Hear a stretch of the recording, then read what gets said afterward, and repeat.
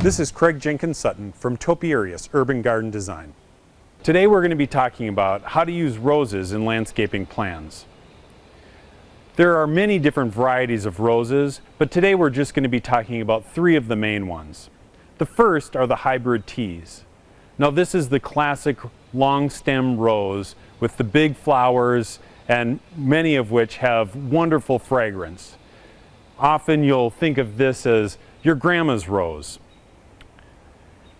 The difficult part about using hybrid teas is that they do tend to need a little bit more care. And because of that, in the last few years, they've become a little bit less popular in use.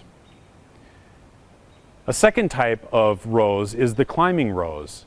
Now, if you have a nice arbor or a large fence that you would like to get a plant growing up on, a climbing rose is a good choice. They grow on large arching canes, so they don't really climb, but these canes can be bent over and tied to a structure, and they'll produce a ton of flowers. The third type of rose that I want to talk about today are landscape and shrub roses. These roses are becoming extremely popular because of the different varieties that are available, both in terms of size, shape, and even color. The reason why these shrubs have become so popular is because of their ease of care, many of which have been bred for disease resistance and long bloom times.